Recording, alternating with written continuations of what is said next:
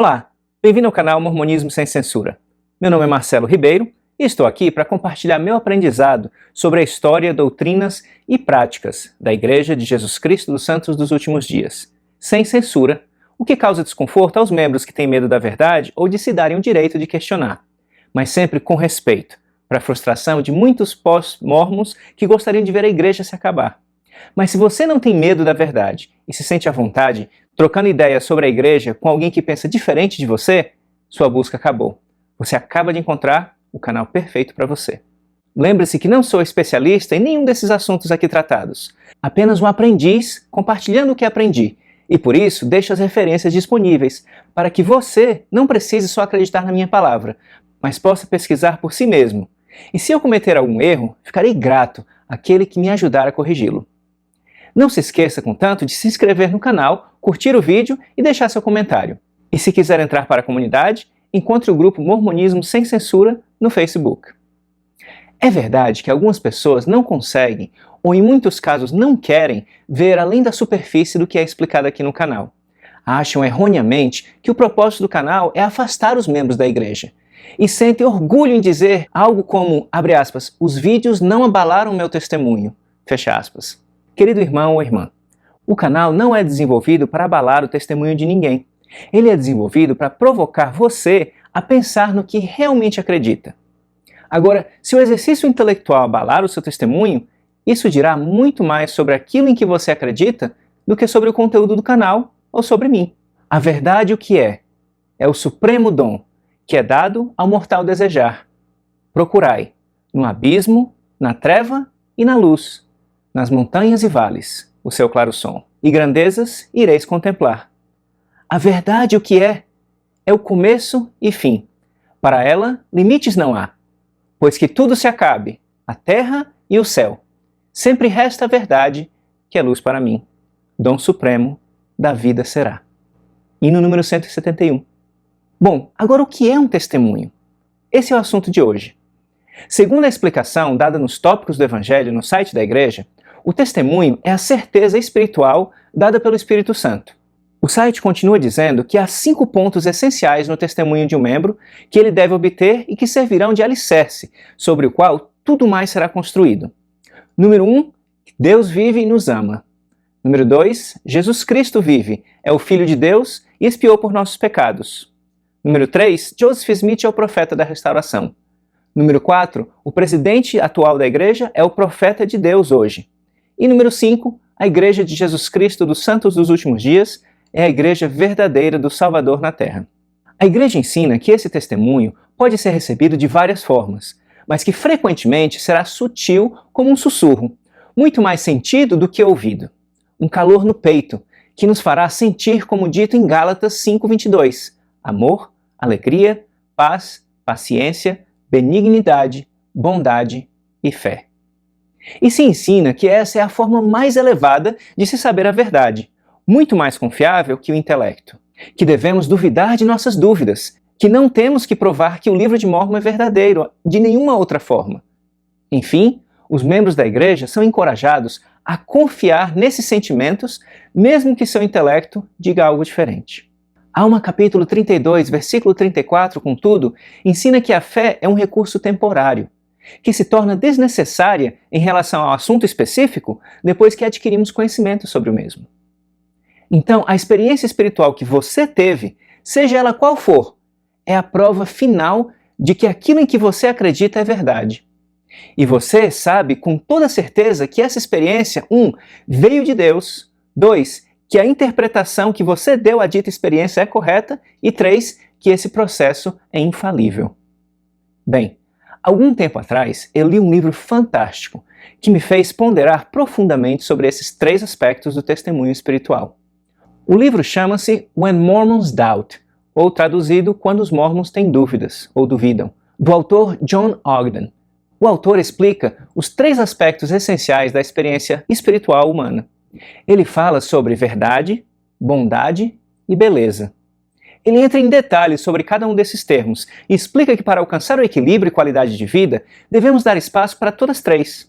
Ele relaciona a verdade com o uso do intelecto, a bondade com as ações práticas que tomamos para ajudar o próximo e beneficiar a nós mesmos ou aos outros, e a beleza com a conexão que temos com o divino.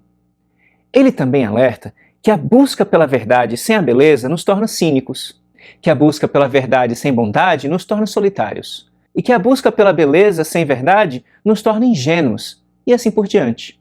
Ele chama de beleza as inúmeras experiências espirituais de profunda conexão com o divino que nos acompanham ao longo de nossa vida. A chegada de um bebê, a beleza e magnitude da natureza que nos cerca, o conforto trazido pela oração, o calor que sentimos no peito ao ouvir um testemunho na reunião sacramental, ou assistir um filme, ou ouvir uma música inspiradora. Então, sempre que ele usar o termo beleza, entenda ser qualquer experiência de profunda conexão com o divino que está ao nosso redor e dentro de nós. O texto de John Ogden me tocou tão profundamente que eu prefiro lê-lo na íntegra aqui, ao invés de tentar explicar com minhas próprias palavras. Então aqui vamos. O capítulo se chama O Problema com a Beleza e alerta para os problemas de se confiar somente na beleza do testemunho, em detrimento da verdade do nosso intelecto. Então vamos lá. Daqui em diante estarei simplesmente lendo o texto de John Ogden. Pessoas em todo o mundo têm experiências espirituais poderosas que as ajudam a viver mais plenamente. Nesse capítulo, examinaremos exemplos de pessoas que têm experiências espirituais. Mas nesses casos, veremos como as pessoas usam essas experiências para justificar a veracidade de uma tradição a qual elas querem pertencer. William James chama essa experiência de conversão e observa que as pessoas que passaram pela conversão, tendo assumido uma posição pela vida religiosa, tendem a se sentir identificadas com ela, ou seja, as experiências espirituais geralmente estão diretamente entrelaçadas com a identidade religiosa da pessoa. Para ilustrar como esse processo funciona, vamos primeiro ver como os americanos do início do século 1800 falavam sobre suas experiências espirituais como sendo fundamentais para suas crenças. Uma mulher participou de uma reunião de acampamento religioso e teve um momento profundamente comovente em que viu beleza em todos os objetos naturais. Isso aconteceu na mesma época em que Joseph Smith participava das reuniões de acampamento religiosos, quando jovem, em Nova York. Isso nos dá uma sensação do fervor religioso do seu tempo, tornando a história dessa mulher ainda mais relevante para os mormons. Ela disse, abre aspas, "Fui levada para uma reunião de acampamento religioso. Minha mãe e suas amigas religiosas procurando e orando pela minha conversão. Minha natureza emocional foi agitada em suas profundezas. Confissões de depravação e súplicas a Deus pela salvação do pecado me tornaram alheia aos meus arredores.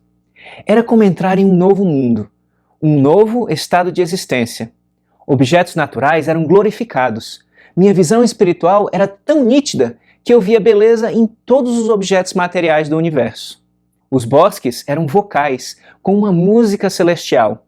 Minha alma exultou no amor de Deus e queria que todos compartilhassem do meu júbilo." Fecha aspas. Outro homem da mesma época descreve sua experiência como ver uma luz com o brilho do sol. Ele disse, abre aspas, "De repente, a glória de Deus brilhou sobre mim e ao meu arredor, de uma maneira quase maravilhosa. Uma luz perfeitamente inefável brilhou em minha alma, que quase me prostrou no chão. Essa luz parecia como o brilho do sol em todas as direções. Foi intenso demais para os olhos. Acho que soube algo então, por experiência real, daquela luz que prostrava Paulo no caminho de Damasco.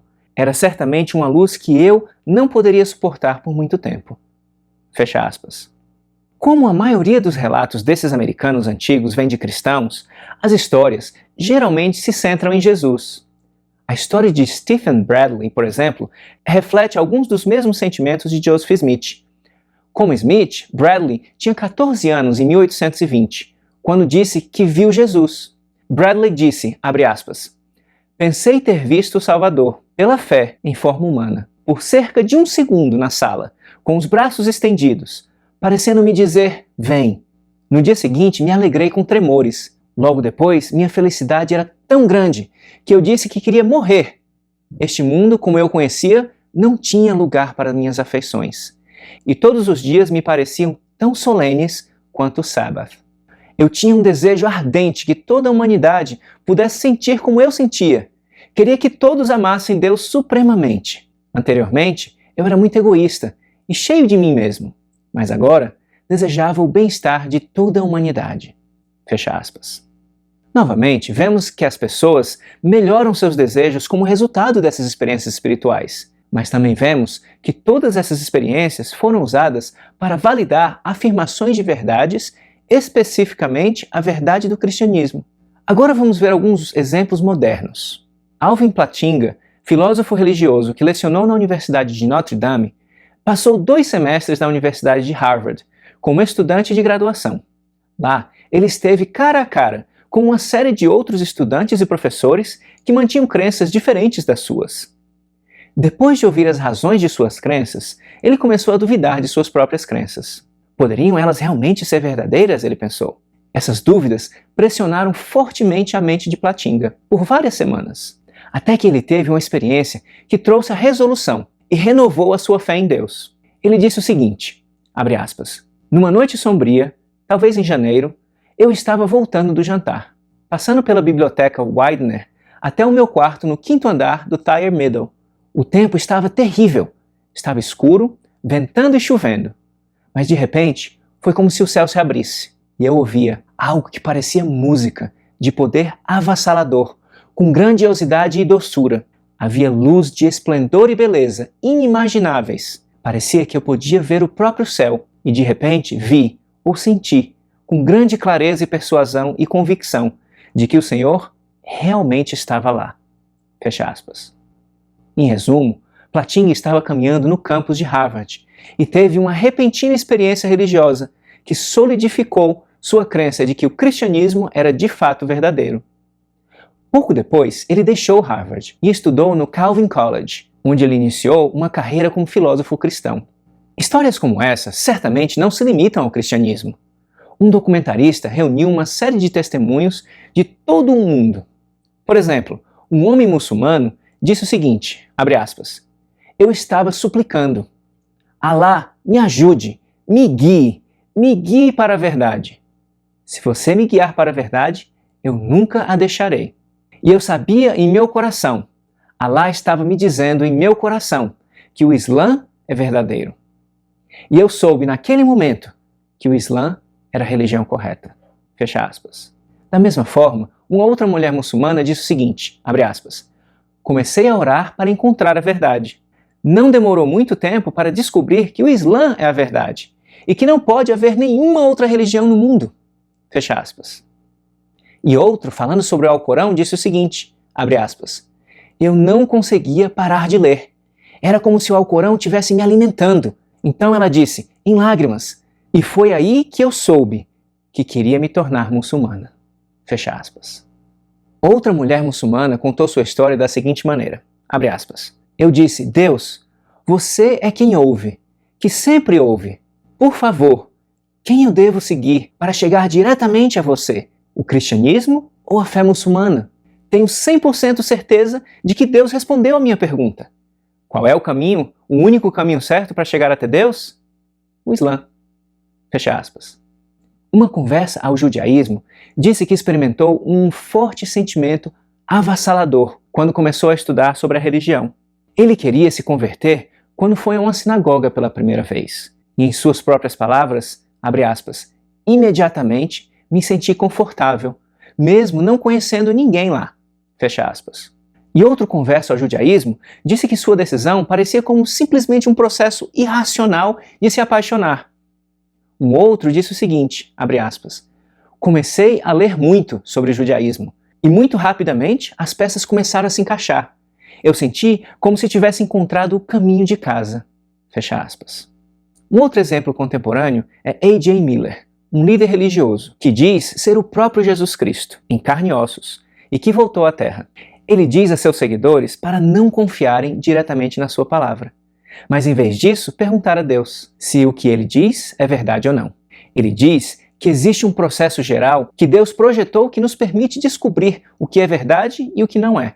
O processo seria o seguinte, peça a Deus para receber o sentimento de amor, e depois foque na coisa que você quer saber se é verdadeira. E se essa coisa em particular não fizer você sentir esse amor, saberá que não é verdade. Mas se você sentir o amor, então saberá que é verdade. Um dos seguidores de Miller testemunhou diante das câmeras sua experiência de vivenciar esse processo e disse que havia obtido um testemunho de que Miller era realmente quem ele dizia ser. Esse seguidor disse o seguinte, abre aspas, sempre que penso nele agora, começo a chorar de emoção. Estou começando a ter toda essa percepção emocional de quem ele realmente é. É algo além da compreensão. Fecha aspas. Nesse mesmo sentido, uma jovem mórmon fundamentalista prestou seu testemunho emocionado em uma reunião da igreja dizendo, abre aspas, estive procurando uma testemunha desse trabalho e dessa igreja, e apenas hoje à noite recebi meu testemunho. Está ardendo dentro de minha alma. Quão importante é essa obra, quão verdadeira ela é. Eu sei que é, e é difícil acreditar que apenas um ano atrás eu estava no ensino médio, e agora estou em um casamento plural. Não é fácil, mas eu sei, sem sombra de dúvida, que essa é a obra do Senhor, que finalmente a encontrei. Digo isso em nome de Jesus Cristo. Amém. Fecha aspas. Essa jovem acredita na verdade da religião da Igreja de Jesus Cristo dos Santos dos Últimos Dias fundamentalista, por causa de um ardor em sua alma, apesar do fato dela admitir abertamente que a religião lhe está trazendo infelicidade. O processo descrito repetidamente aqui ecoa o processo descrito na promessa de Moroni no livro de Mórmon. Abre aspas. Eu vos exorto a perguntardes a Deus, o Pai Eterno, em nome de Cristo, se essas coisas não são verdadeiras. E se perguntardes com um coração sincero e com real intenção, tendo fé em Cristo, Ele vos manifestará a verdade delas pelo poder do Espírito Santo. Fecha aspas. Como vimos, esse é um processo que pessoas religiosas de todo o mundo usam para descobrir se suas crenças são verdadeiras. Infelizmente, às vezes as pessoas confundem beleza com verdade. Acabam enfrentando consequências muito perturbadoras. Aqui estão 3 histórias para ilustrar esse ponto. Número 1. Um casal de testemunhas de Jeová teve um bebê que precisava de uma transfusão de sangue e lutaram para saber o que fazer. O pai disse, se voluntariamente autorizarmos a transfusão de sangue de nossa filha, seremos excomungados. Eles disseram que o médico lhes disse que eles tinham que optar entre fazer a transfusão de sangue ou assistir à morte de sua filha. O pai então disse, lembro-me indo para a sua cama, onde ela tinha tubos e fios que a mantinham viva, e segurando essa criança, toda molinha, que era nossa única filha, fui até a janela e olhei para as nuvens no céu e disse, ó Deus, Jeová, e comecei a chorar. Então a mãe disse, acabamos de ter uma impressão distinta de que deveríamos obedecer à lei de Deus e seguir o que sempre foi nos ensinado e que devemos deixar nossa filha morrer. História número 2. Marshall Applewhite começou uma religião na década de 1970 chamada Heaven's Gate, um movimento que eventualmente acabou no suicídio coletivo de 39 membros em 1997. Aqui está o método que ele usou para convidar seus seguidores a saber se o que ele dizia era verdade. Abre aspas. Pelo menos pense nisso, que você entre na privacidade do seu quarto. Não pergunte aos seus vizinhos, nem aos seus amigos. Você tentará se conectar com a fonte mais pura e mais elevada, a qual você possa considerar ser Deus. E diga, que tal isso? Isso é real? Fecha aspas. Uma das seguidoras de Applewhite colocou esse conselho em prática e prestou atenção à voz de Deus, o que a convenceu de que os seguidores de Applewhite eram de Deus. Ela disse, abre aspas, quando eu os encontrei pela primeira vez, eu sabia que o que eles diziam era verdade. Não foi nada que eles disseram, era algo que eu sabia dentro de mim. Fecha aspas. Outro seguidor afirmou o seguinte, abre aspas, foi um reconhecimento instantâneo para mim. E nunca houve dúvida em minha mente. Eu só gostaria que as pessoas lá fora pudessem entender o quanto nós sentimos e sabemos, o quanto isso é real. Isso não é uma fantasia. Eu nunca precisava acreditar. Eu sabia. Fecha aspas. História número 3. Jim Jones, fundador da igreja People's Temple, também convenceu as pessoas a confiar em seus sentimentos, em vez de seus intelectos. Seus seguidores tiveram tremendas experiências emocionais. Um seguidor disse o seguinte, abre aspas, os cultos do People's Temple tinham vida, eles tinham espírito, eles tinham poder. Nós nos sentíamos vivos naqueles cultos. Fecha aspas. Outro seguidor disse, abre aspas, eu nunca fui tão completamente feliz ou realizado na minha vida. Não tem nem como descrever. Você pode ficar sentado aqui e conversar o dia todo, e palavras não poderão descrever a paz, a beleza e sentimento de realização e responsabilidade e camaradagem que está aqui. É esmagador realmente. É impossível de descrever. Fecha aspas. Essas pessoas estavam experimentando a beleza, mas deixaram a razão ou a verdade de fora. Um erro que criou um inferno na Terra. Elas não podiam ver que as curas da igreja do People's Temple eram ensaiadas. Eles não conseguiram ver que Jim Jones plantou funcionários na plateia, que fingiam ser curados. Eles não podiam admitir que por trás de toda essa poderosa fachada, Jones estava criando o hábito de práticas sexuais abusivas. Seus seguidores não conseguiram admitir que seu líder realmente os envenenaria e a seus filhos até a morte. Tudo chegou ao fim em Jonestown, na Guiana, em 18 de novembro de 1978, depois que Jim Jones enviou um grupo armado para massacrar um deputado federal americano e um grupo de repórteres que foram fazer uma visita. Foi aí que Jones convenceu seus seguidores a tomarem voluntariamente quissuco com cianeto, servindo primeiro as crianças, que morreram nos braços de seus pais e mães. Um sobrevivente descreveu a cena nos termos mais aterrorizantes que se pode imaginar. Abre aspas. Enquanto eu caminhava para o fundo do pavilhão, vi uma mulher chamada Rose no chão, chorando. Havia talvez 8 ou 9 outras pessoas que estavam morrendo ou em processo de morrer. Por dentro, eu só queria que as coisas parassem. Por favor, deixe-me recuperar o fôlego. Deixe-me compreender o que está acontecendo aqui. Minha esposa morreu em meus braços. Meu bebê morto nos braços dela. E eu a segurei e disse, eu te amo. Eu te amo. Porque isso era tudo que eu podia dizer. Fecha aspas. Há uma frase nesse relato. Apenas deixe-me recuperar o fôlego. Deixe-me compreender o que está acontecendo aqui. Que resume perfeitamente o que estava acontecendo entre Jim Jones e seus seguidores. Jones não deixava espaço para os seus seguidores pensarem. Ele não queria espaço para curiosidade intelectual, porque sabia que mesmo um ligeiro questionamento cortaria seu poder completamente. Ele queria todas as armadilhas da beleza sem nenhuma verdade. E John Ogden continua então e reflete sobre as lições que deveríamos aprender dessas histórias. Mas eu gostaria aqui de oferecer minhas próprias reflexões, que em grande parte se alinham com as do autor. Ele diz que precisamos de mais beleza e menos interpretação. Pessoas em todo o mundo passam por experiências espirituais de profunda beleza e conexão com Deus, com o divino, com um propósito maior, com o mistério do universo. E em sua maioria, interpretam essas experiências como confirmação de uma ou de outra crença religiosa. Praticamente sempre aquela crença que ele ou ela esteja estudando, ou a qual queira se afiliar ou já tenha se afiliado. Você praticamente nunca vê um cristão que nunca tenha estudado o Alcorão receber um testemunho sobre o mesmo.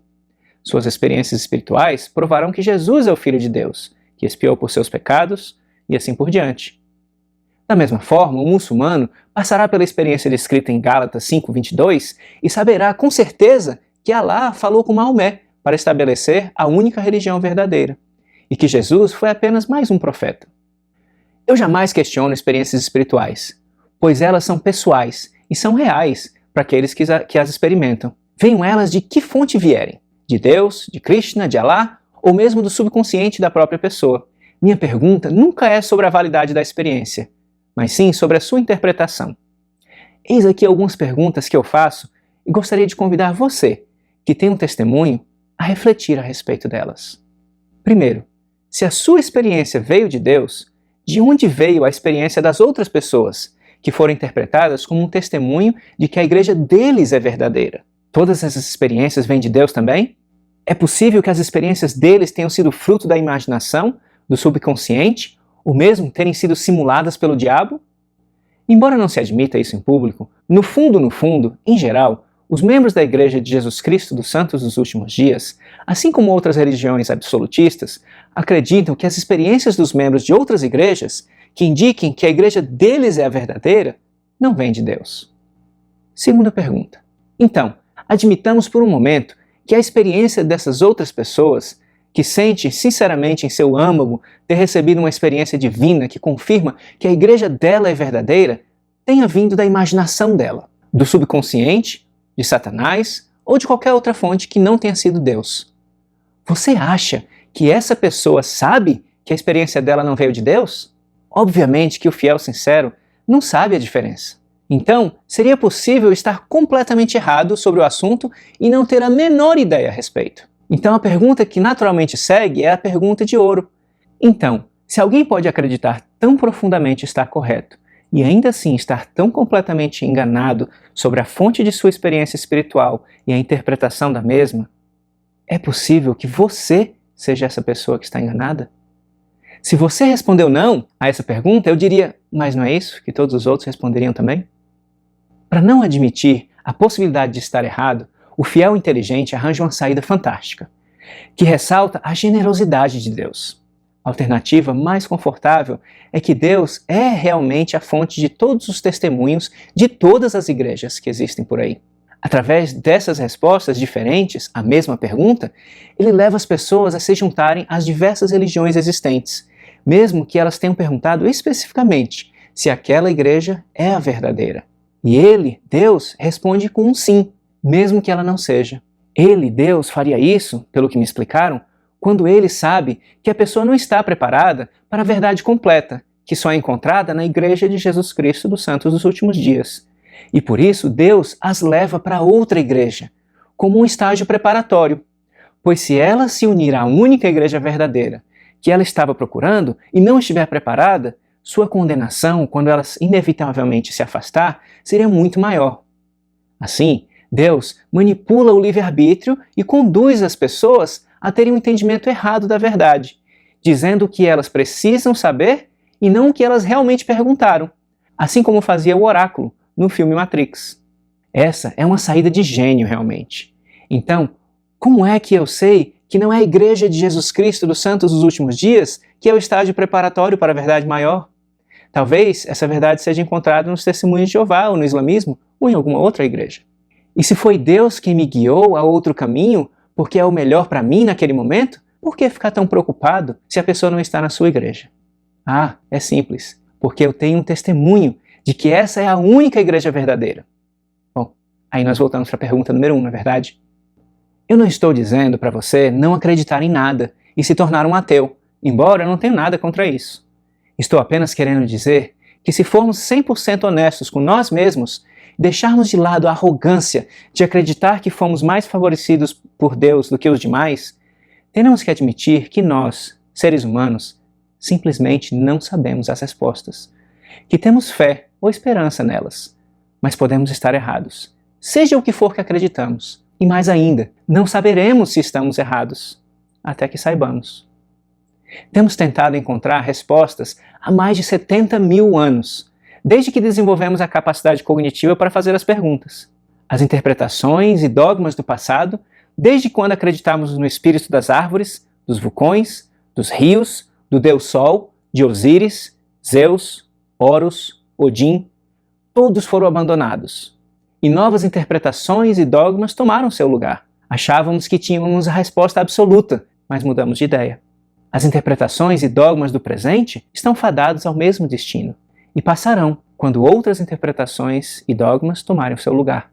O que nunca mudou esse tempo todo e provavelmente nunca mudará é a nossa capacidade de sentir essas experiências, de experimentar profundo amor por nós mesmos e por aqueles ao nosso redor, de nos conectar com a energia misteriosa que nos cerca, com o universo ao nosso redor, com Deus, seja qual for a versão dele ou dela em que você acredite, de encontrar significado para nossas vidas e assim por diante.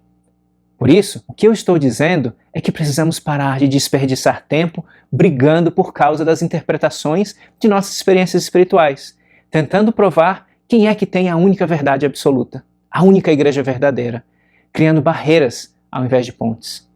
Precisamos investir mais tempo em simplesmente sentir tais experiências, absorvê-las integralmente, aprender com elas, abraçando a diversidade da experiência humana em toda a sua beleza, sem preconceito, sem julgamento, de forma completa e profunda.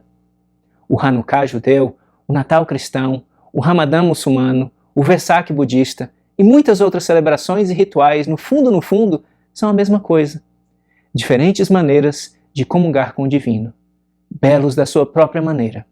Então, para que insistir em impor como verdade única algo que foi escrito em um livro há centenas ou milhares de anos, parte de uma cultura tão distante, por autores muitas vezes desconhecidos, com motivações políticas e socioeconômicas a quais não sabemos ao certo, interpretados mais tarde pelas lentes, vieses e preconceitos de outros homens tão falíveis e corruptíveis como nós mesmos, mas que requerem de nós obediência incondicional, que alegam serem guiados por Deus, mas que ensinam os preconceitos e mazelas humanas de seu tempo, como se fossem a palavra de um Deus que você nunca viu nem ouviu, porque decidiu terceirizar a sua autoridade espiritual a uma fonte externa. Não, o seu testemunho não é melhor do que o meu.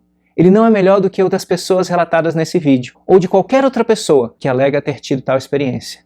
A sua interpretação não é melhor que a minha ou a deles. Ela é apenas diferente. Belos em sua singularidade.